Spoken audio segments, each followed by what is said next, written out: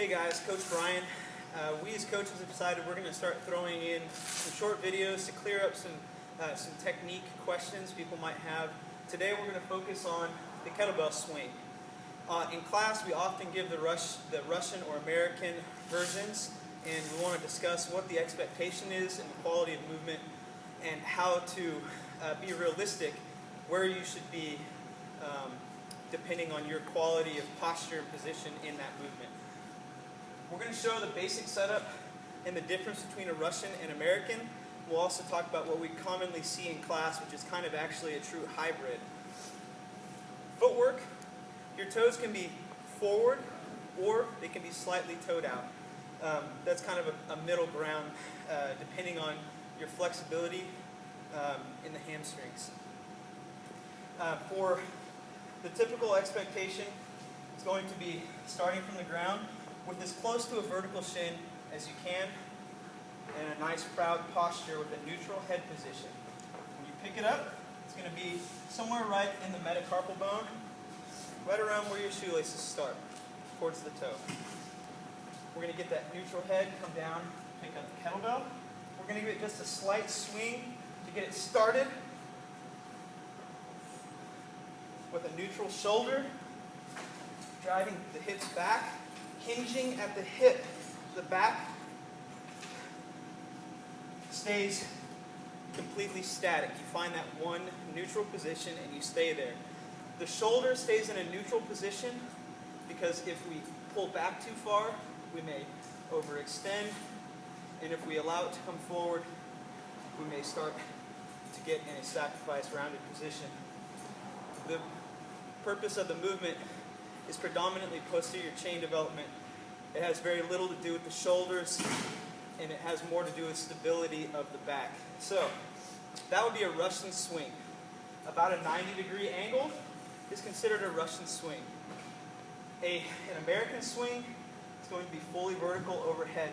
Notice the back doesn't break, and the head doesn't come forward to try to get it to come over my head. We come from here to the same start.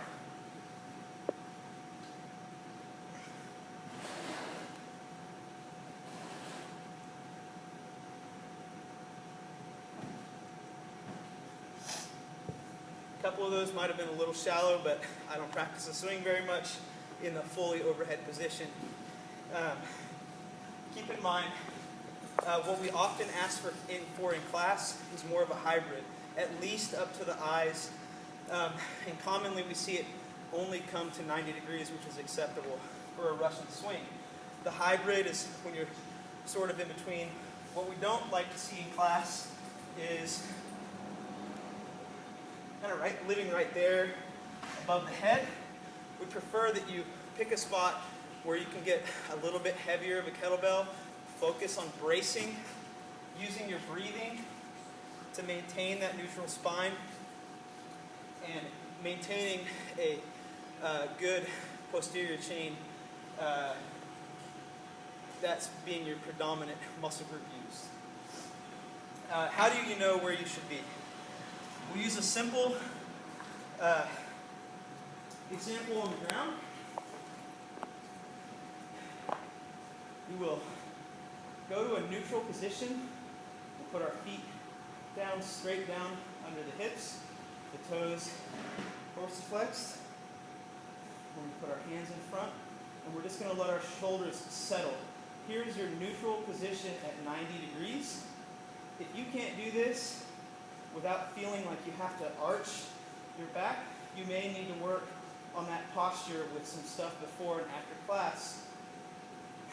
We will next check the overhead position, and if you can't keep a neutral torso while reaching overhead, and you want to go like this, you don't have that ability to go overhead without the rib cage starting to break, we may want to see you stay in this Russian or slightly hybrid to the eyes position.